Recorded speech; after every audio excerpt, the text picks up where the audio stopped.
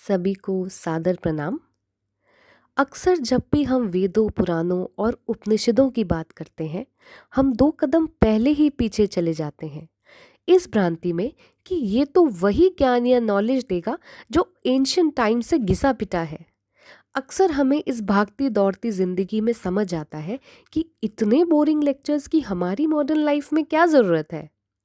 तो ऐसा ही कुछ क्रक्स बताने जो कि आपकी निजी या बाहरी ज़िंदगी से जुड़ेगा, 21st सेंचुरी जैसा कुछ समझ आएगा, कुछ श्लोक, कुछ अर्थ जो मैंने इषादी नौ उपनिषद से निकाले हैं, मैं प्रेजेंट करूंगी। तो चलो शुरू करते हैं। जब हम शुरू के पेजेस से अर्थ निकालने की कोशिश करते हैं तो समझ आता है कि ये उपनिषद बोलता है धन, मनी, चाहे किसी भी प्रकार की हो, अपना या पराया, उससे जुड़ना नहीं, अथवा कर्म तो करना है पर बिल्कुल ही निर्विकार और डिटैच होकर। सबसे पहला बहुत ही स्ट्राइकिंग अर्थ related to existing conflict from differences in individualities create होता है मॉडर्न सोसाइटीज में। उसको एलिमिनेट करते हुए उपनिषद कहता है, यस्तु सर्वाणि भूतान्यात मन्यवानु पश्यति सर्वभूतेषु चात्मानं ततो न विजुगुप्सते। इसको सिंप्लीफाई और डेसिफर करके बताऊं तो सीधा सीधा मतलब ये निकलता है कि जो साधक या पुरुष संपूर्ण भूतों को आत्मा में ही देखता है और सभी भूतों में भी आत्मा को ही देखता है, यही एवरग्रीन ग्रीन पर्सपेक्टिव या विजन उसे डिफरेंस करने में या घृणा करने से दूर रखता है।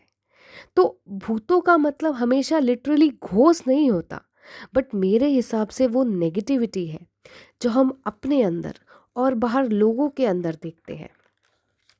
और जब वो ब्राह्मण की नॉलेज से न्यूट्रलाइज हो जाता है तो सब कुछ और हर कोई एक समान लगने लगता है। अगर इसी प्रिंसिपल पर समाज चलने लगे तो कास्ट बेस्ड और रिलीजन बेस्ड सोसाइटीज़ में हार्मनी पैदा हो जाए।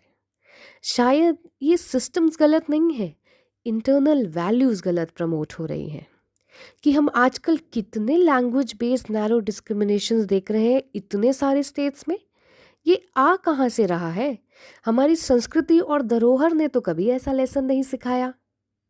श्लोक नंबर 2, विद्याम च यस्ते द्योदोभय सह अविद्या मृत्युम तीर्त्वा विद्यामृत मश्नुते।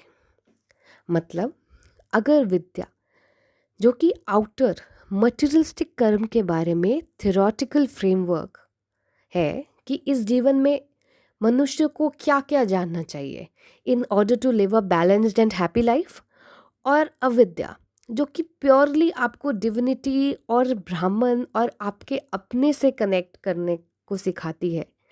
जो व्यक्ति इन दोनों को जानता है वो डेथ से आगे भी चला जाता है और इसी दुनिया में रहकर अमृत भी पा लेता है। हालांकि इस श्लोक पर आगे पेजेस में एक डिबेट और आर्ग्यूमेंट है जो कि पूर्व और सिद्धांति के बीच होता है, जो कि असर्ट करता है कि अगर किसी को विद्या पूरी तरह आ जाए तो वही अविद्या का नाश हो जाता है। मतलब जो मटेरियल में ज़्यादा फंस गया उसे कहाँ ब्राह्मण या मोक्ष से मतलब। ये दोनों का साथ साथ होना तो बहुत डिफ़िकल्ट है, इनफैक्ट इम्पॉसिबल है। एंड आई थिंक इसी डिफ़िकल्टी को ईज करने के लिए इंसान की लाइफ में एक गुरु का इंट्रोडक्शन होता है जो आपकी पर्सनैलिटी के हिसाब से आपको स्पेसिफिक प्रैक्टिस रिकमेंड करते हैं।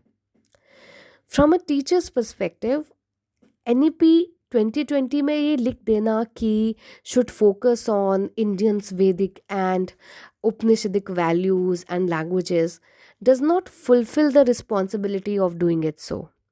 इस जनरेशन को, इस एज को, हम सबको वाकई में इन वैल्यूज़ को समझने की बहुत बहुत ज़रूरत है।